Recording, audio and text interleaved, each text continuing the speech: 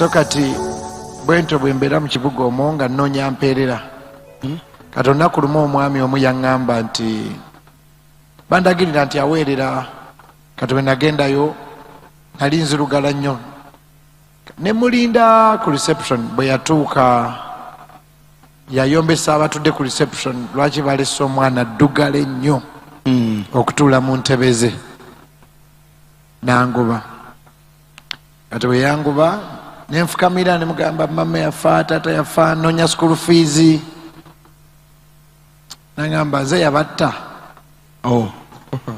tekyamukwatako nanga sinze yabatta genda n'avuma nnyo omuwala oyo eyali atudde ku reception okundeka otuula mu ntebe kuba nali nzirugala nnyo wali tosaanidde zituulamu kati awe namanyira nti kati teri n'omu kuba omwami oyo yali mulokole bwe baŋŋamba kati neŋŋamba teri agenda kunjagala so kwe kugenda mu motoka nga njagala zinkoone at least oveewo nga nzidukamu motoka nga nzi bumping into the cars njagala zintomere nveewo ng'olaba obulamu tebukyakola makulu ne gy'olaga tolabayo kakati awo jjajja wange we munyumiza n'antwala ewa mukyala Jessica mukyala Jessica n'aŋŋamba nti nali sibamanyi ndaba abantu basaba nga balina gurupu y'abakyala basaba nnyo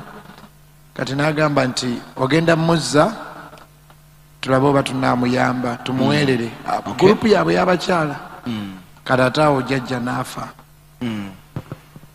kati nga tebanzizizaayo jjajja Musajja kati awo nentandika okweyiya sibamanyi Kampala simumanyi kakati koolwo bwe nali mu kkubo awo mwami Semmambo we yannondera Patrick nanzija mu kkubo nantwala mu nandagirira teyantwala yali avuga motoka za Top Radio nandagirira nanga agenda ku Trumpet Center kyaki eri mabega wa Radio 1 nagamba wa taxi kondakita omwana oyo mutuuse era kondakita nantuusa ewa Pastor Apostle John Mulinde eyo ne bandeeta ku kituuti ku Sunday ne banga nti gwani ne mbanyumiza olugero lwange nga nnyimba obuyimba obukwatagana ku Siriimu bwe ntyo mwami omu n'ayimirira n'agamba nja kuweerera kati nantwala ku ssomero ku Sunday ku makya ne bawaayo ekiweebwayo ne bangulira omufaliso kyolaba ku birthday yange ey'omulundi guno nsaba buli muntu ampeyo omufaliso genda kugabira buli atalina mufaliso ey'omulundi guno nga munaana ogw'omunaana buli birthday yange nyambayo omuntu ali obubi kakati nga munaana ogw'omunaana buli muntu agenda kumpayo omufaliso ne Dr. Soladda ojja kumpayo emifaliso ngenda kugabira bantu mifaliso buli asula obubi buli asulanga bwe nasulanga kakati mu bumpimpi nagenda ku ssomero Trumpet Center bampa sente bangulira omufaliso mwami mbogo y'omu ku bawaayo ettaka eddene ku Prayer Mountain so Apostle Mulinde Pastor Andrew Pastor Michael Kimuli be bantwala ku ssomero abo tubakubireko mu ngalo bannange tebaze Mukama neera nga siri mulokole really naye nga nyina okweyisa ng'omulokole basobole okumpeerera so kwegamba enkyukakyuka mu bulamu bwe zatandikira awo kati manyala kujjayo kamu nti ku ssomero eyo gye nalokokera bapasita Senfuma baabulirayo ennyenjiri ssomero ki Highway College Makerere oyo mwami eyannonda lyali ssomero lye kati ate naye n'afa mwami Mbogo yali akola ku UBC kati bw'afa naye olwo nali ntegedde Yesu ate nga manyi ne ku Prayer Mountain kati ne tugenda ne tusaba mukyala we n'atuzza kati eyo gye nnyimbira obuyimba gy'otandikira nga mbuulira enjiri n'ennyimba n'obuyimba kati headmaster waffe n'aleeta akayimba ku Impact Radio kaali kayimba ki yellow kati n'akaleeta n'agamba to promote the school mukyala Mbogo eyansasulira sente ezo let me give you the shortest. Kati wenzija bwengenda ku ssomero mbeera ku ssomero ze simanyi bifa mu nsi naye mwalimu ka TV mu dom mu dining nga tulabirako nnyo Pastor Serwadda, Pastor Kayanja, Apostle Mitala nga kumulabira summons zaabwe nga tubirabirako naye nga tetuli nnyo balokole naye nga bitunyumira kati wetulabira ba Benihini ba Td Jakes bani abo kakati ne baleeta akayimba wano ku radio lumu headmaster nampita nangamba bagenda kubeerayo ebirabo mu Ndeeba oluyimba lwo twaluteekayo genda oyogere ku ssomero lyaffe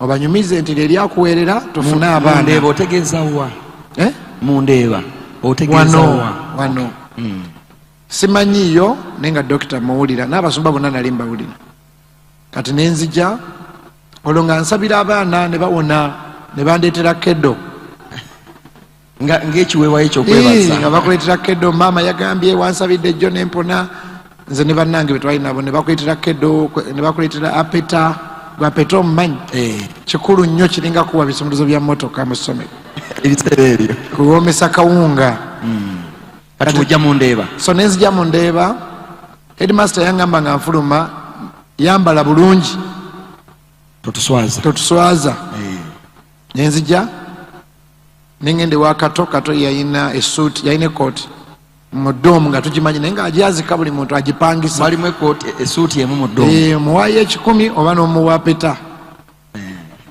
so bwento nenyambala ekoti nga nene ate nangamba togizza okusoka essaawa emu ate togituuza mu ttaka ye yakwambala ekoti nenzija ekituuti kyali wali netutuula emabega eyo nga tuli baana basomero tulina pass out ate batugambye ebiwera ssaawa emu nga tetuzeka irala misangaate kakati bw'obeera ennyo mu ssomero n'ekidde okiwulira kati wano byalwawo nnyo tetwasimbye emmere kati ekidde ne bw'oba toli ku ssomero ekyakawulira nekivuga nga mpulira ddo ate nga saafunye mwana kunkwatira kyaggulo anyway nzijukira mama Eva Pastor Buyondo ne bampita byaggwa nga tebampise kati naye nga sirina ttabu n'okulabako obulabi abantu ebweru paka bwe bagamba nti Bugembe gwawangudde yes so waliwo omukolo gw'okugaba ebirabo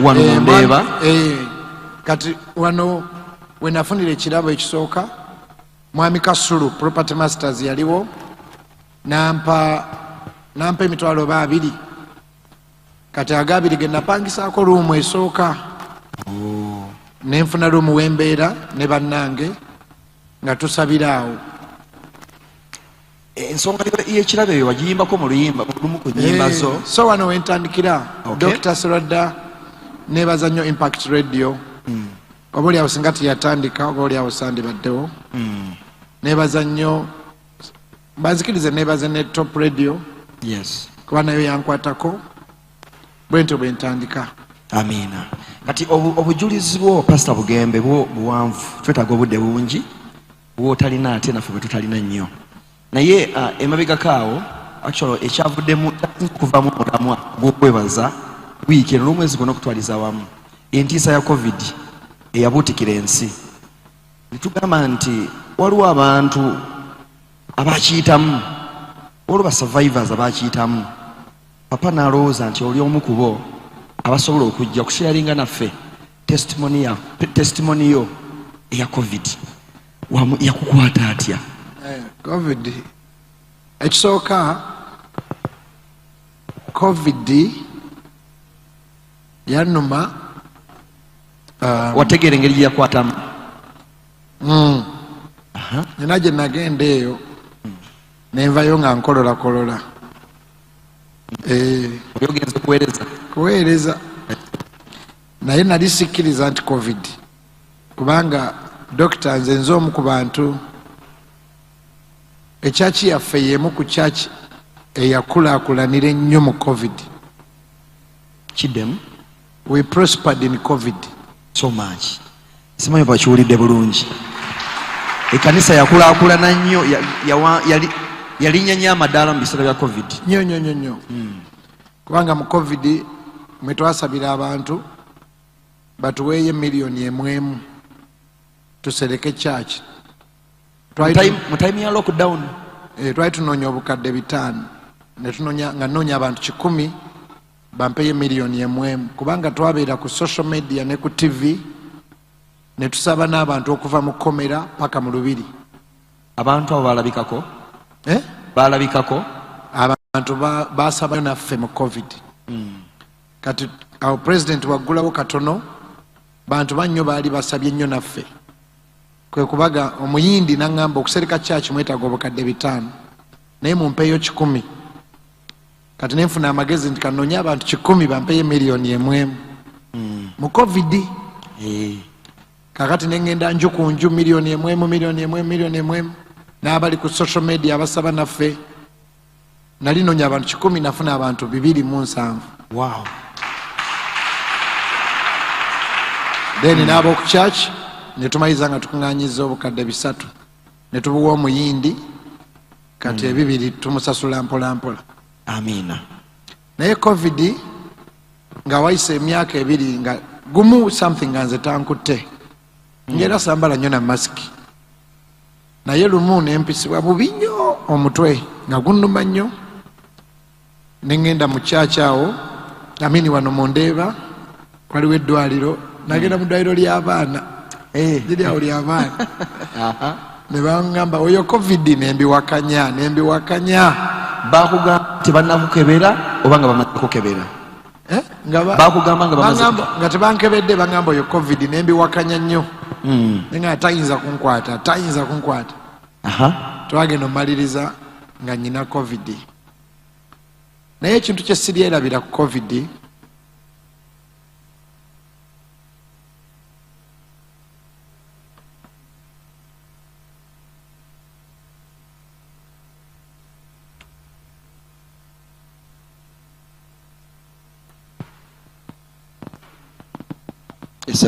ebintu bibiri byesirerabira oba 3. Kisooka omuntu eyankebera covid eyakonfaminga yali very very arrogant engeri gyeyakuwaamu results amawulire yaŋŋamba va ku church olunaku lwe baŋŋamba bagenda ne bakebera kati nali ngatta bagole so nno n'abagole abo nabadde nabo jjo ne tujulira Mukama nali ngatta bagole bishop ne baŋŋamba results zikomyewo ng'okyali mu service ey'embaga wofunira amawulire ga covid ne baŋŋamba va wano kati ng'abagole bali mu line bayingira bati toteekeddwa kola service eyo nenvaawo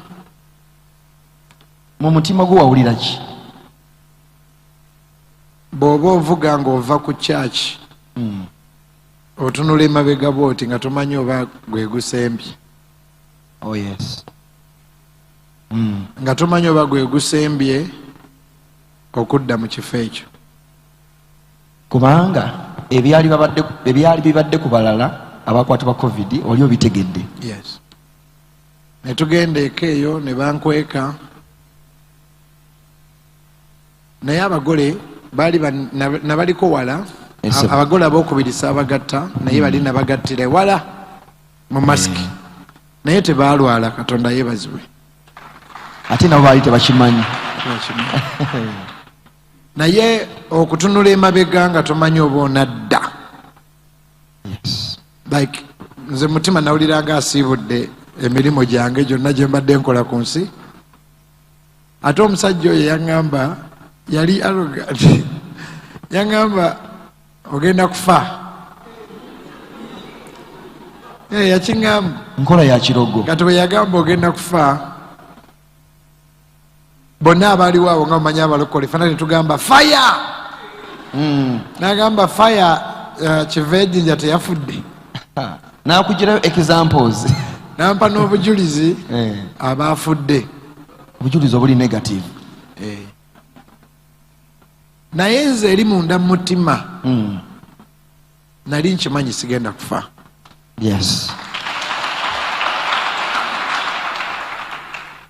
Kati oluvannyuma lwa time eyo obulamu awo wahandling otya situation kubanga n'abantu bano abakuli okumpi nga babeera bakutya babeera bakwewala. How did you handle that? Nga bakuweereza emmere bwe bati tebayinza kutuukawo.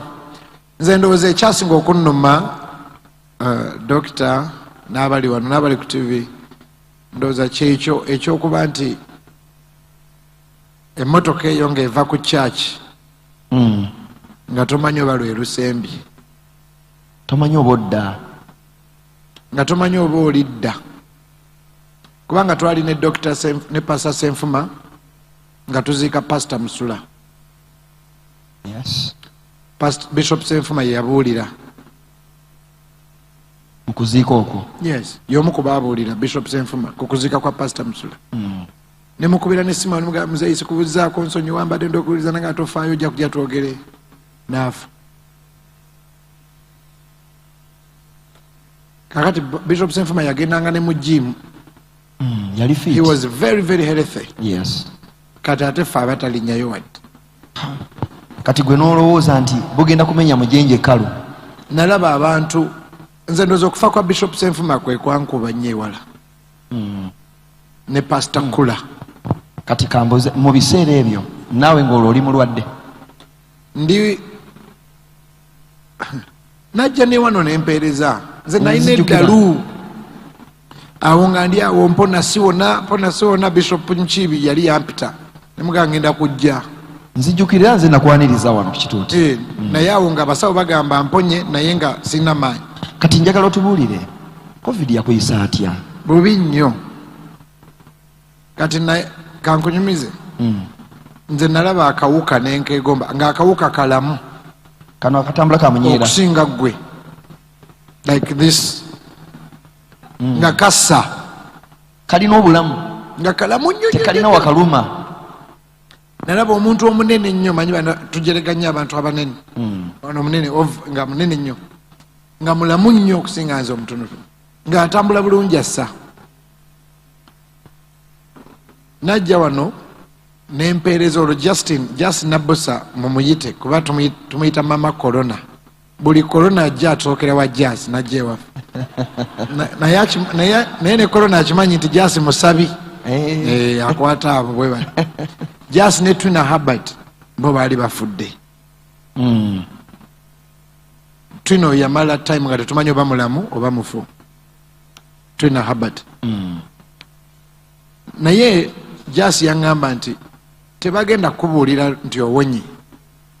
Gwe gwalina owona. Gwalina okwewulira. Nga tulinda kasome negative. Simanyi kasome negative.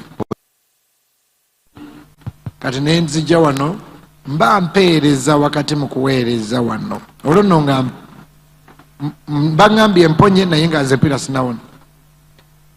Ne mpulira nga ngenda kugwa. Nentuyana nyonyonyonyonyonyo nenzigwamu nyonyonyonya amaanyi. Nenziriza Bishop oyo akazindalo nentuula wali. Kijjukira. Nemmala nempona nenzira. Tukubire Yesu engalo. Literally lwakubanga musumba. Literally kugaana kwegamba nagaana kufa. Wa resistinga embeera. I refused it. Hallelujah. Waliwo ebintu ebimu nga tulina kubigaana bugaanyi. Naye waliwo kyotetuwadde tulage intensity oba okunyinyitirako obulwadde obwo mu bulamu obwo bwakutuusaawa ki kyennyininyini kyogamba the worst it reached. Wenamanyira nti ndi mulwadde wa COVID kwe kubanga nayitamu ennaku nga sirowooza ku church. Kati nga olowooza ku omwoyo mutukuvu bwe yajja ku bulamu bwange yantikka olubuto lw'ekkanisa eyo. Gye ndowooza emisana n'ekiro. Naye nafunayo ennaku nga 2 kati nga ate sigirowooza nnyo nga ndowooza mpandiika eddambe. Actually ze COVID ndowooza ekyo kye naasembayo mbuuze ekibuuzo birungi ki ebiri mu COVID bwe tuba tumaze. Naye abaana bajja ewange bankubire mbutuzanye akapiira banzanyiseemu. Bwe namanyira nti ndi mulwadde wa COVID bansambira akapiira bwe bati nga siina maanyi gakazzaayo. yadde okusitula ekigere bwoti nga sisobola to play it back. wewategeerera ate nga nze ndi muntu wa mupiira nnyo. Kale n'ekiro waliwo ekiro kye baatubalira tekyo ekiro bw'okiyitamu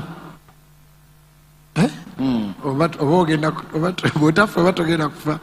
Baatubaliranga ennaku abo bajjaasi bakafulu ba covid kati nga be bababuulira ekyokukola nti gweokubira jjaasi kati kiki totya. Naye ndowooza ekyasinga okunnuma be bantu okunnambulanga. Omanyi abantu okujja ne batuulanga wali abakusembereranga luli kati bakyasembera litwale nga balinga abaze okusiibula aga nti nikesi tofanga sajja naye ate okwagala kwabwe nalaba okwagala. Amiina. Kubanga yali covid ng'oli agamba kale katu. So naye ekiro ekyo nateekako TV. Kyolaba TV z'abalokole zibeere nnyingi nnyo kubanga amiina nateekako TV emu etali abalokole ng'amawulire gagamba covid nga yeeyongera okutirimbula abanene ne bamenyawo abafu ng'ate nange muyina kati sitaani nambuuza oli mutono bagambye atirimbula abanene kwegamba nga amawulire tegakuwa ssuubi. Kati nenkyusa bwe nakyusa nenteekako TV nga kuliko Joyce Meyer. Mu time yemu Joyce Meyer n'agamba nzijukira lwe nali omutono endwala kansa ne baŋŋamba ngenda kufa kati wayisewo emyaka 35 okukkiriza ne kukomawo mu obwo nga bujulizi oba okukkiriza kuva mu kuwulira. Kati ekiro ekyo ne mpulira omuntu ayimba oluyimba so nalulikodinga mujje munywe ku luzi oluteefu Yesu oluzi oluteefu buli alumwa ennyonta haleluya jangu onywe ku luzi oluteefu. Nampulira bamalayika bayimba. Kati neŋŋamba Mukama nsabayo chance endala. Awo oli luddawa? Oli waka oli mu ddwaliro? Nina waka wange eyo gy'otamanyi. Okay.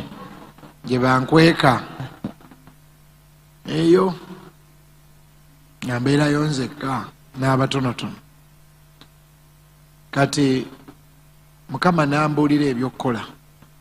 Okay. Mukama yaŋŋamba bw'ova wano ekisooka mwenna mubadde mwayonooneka. Mwenna ng'ategeeza baani?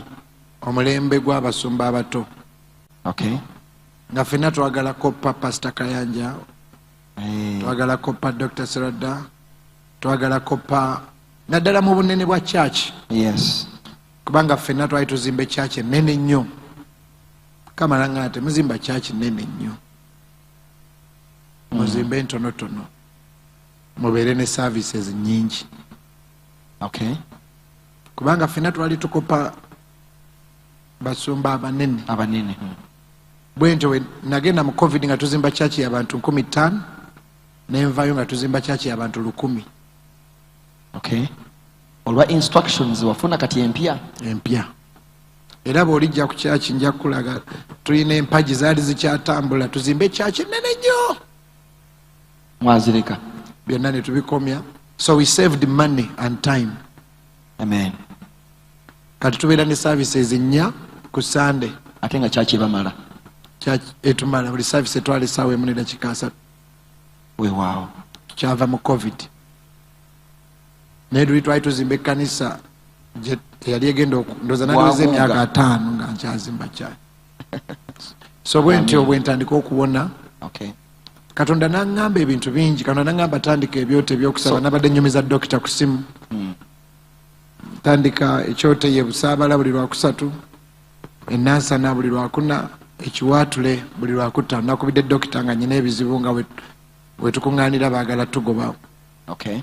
Twafuna dokita twamala gwokubira n'abonaabona nabyo. naye nga ebyo byonna biva mu covid. Nagenda mu covid nga twagala kuzimba church as big as Miracle Center. Naye nenvaayo nga we want to build a church very simple. A smaller church. Yes. Kati olw'okufunza obudde njagala obuulire abatuwuliriza. What is that one thing kyojjukira kyogamba nti ng'ogyeko ekisa kya Katonda ffenna tukyesigamako amaanyi ge n'obuyinza bwe byonna, naye waliwo ebintu ebimu nga kibadde mu muntu bwe kyojjukira muggwe plus the grace and the mercies of God, ekyogamba nti kyekyampisaawo kisobola Yesu tekiri wala Yesu.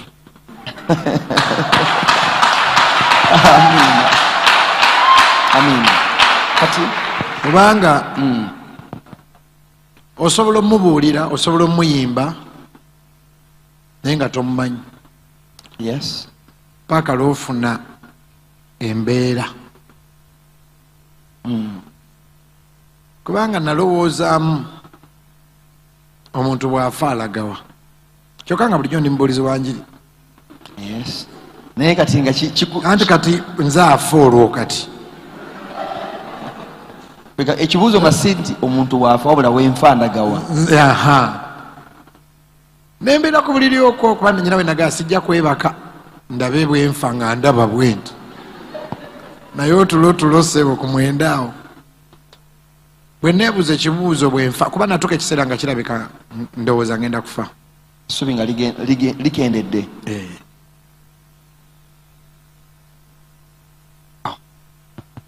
Musumba, obudde butudduseeko, naye olina kyewaŋŋambye nkubuuze kuba njagala kuteeka ku kituuti ogabane naffe kyonoogabana naffe mu njiri. Ebirungi ebiri mu covid byagala otubulira bitubuulire. Nga sinaddamu ekyo kwikiri bwe nali ku buliri awo ekiro nga ngenda kufa nalokoka.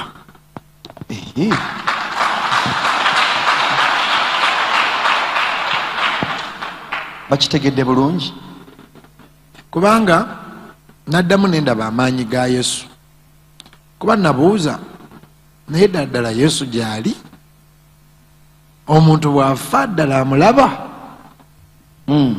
Nti ne mu mbeera efaanana bwe nti Yesu asobola okulabika. Those were dark nights. Indeed.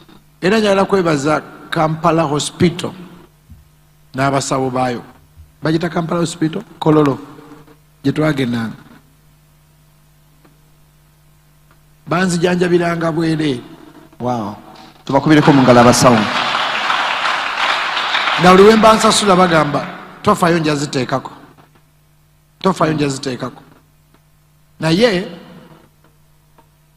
najjukira sinali eyajja ku kitanda kyange. Nalaba sinali eno wobeera ku kituuti omwana omulenzi oba omuwala atudde mu kitiibwa n'atandika osumululwa.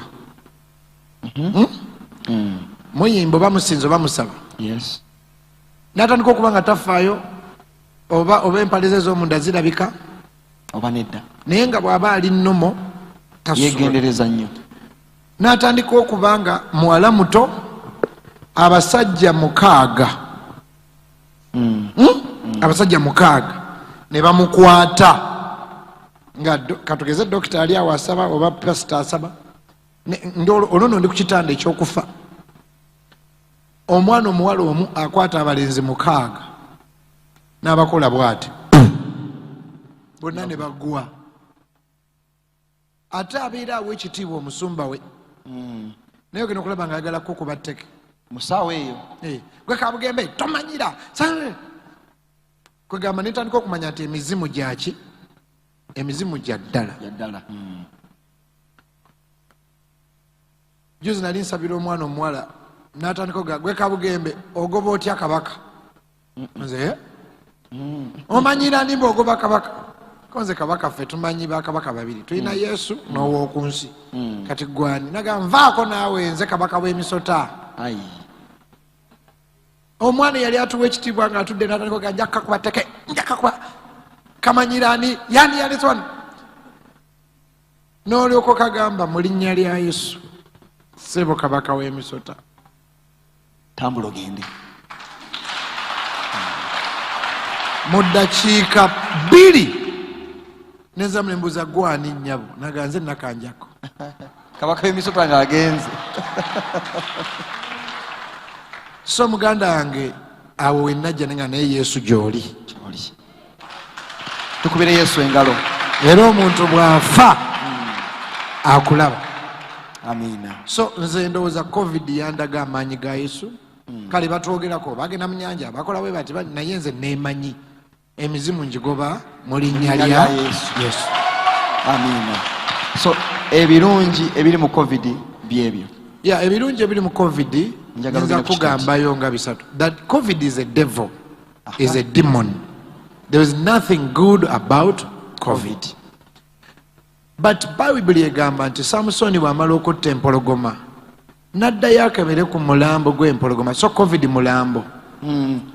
Naye Samusoni n'ajjamu omubisi gw'enjoki mu mulambo kubanga tewaliwo kirungi kyandisuubirwa mu mulambo ate.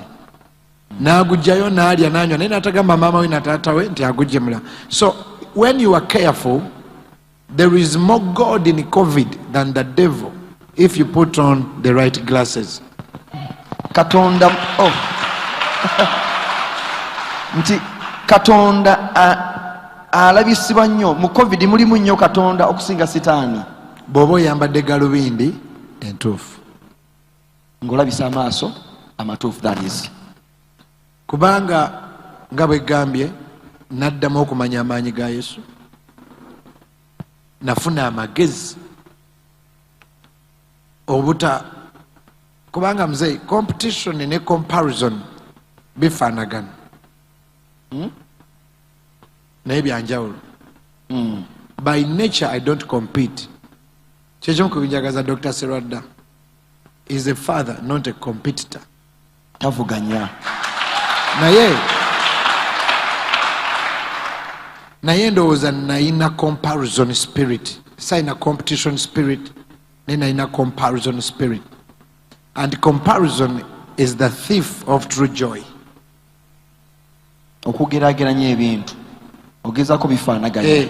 Si competing na muyimbi yenna na musumba yenna naye okwegeraageranya. Kati ate okwegeraageranya kwe kubba essanyu n'obujulizi. For example, oyinza okujja n'emmotoka yo wano wagiguze $2,000,000 ogenda ogiteeka mu parking n'ogiriraanya gye wasanzeewo nga ya bukadde 3 ne bagamba naye n'obujulizi bw'emmotoka noganze sirina ng'okitegeredde awo. So kati mu covid navaamu nga sirina competition nga sirina comparison nga nziruka lugendo lwange mu bumpimpi ng'oli muntu mulala ate. Ani muntu mulala. Tukubire Yesu engalo ez'amaanyi.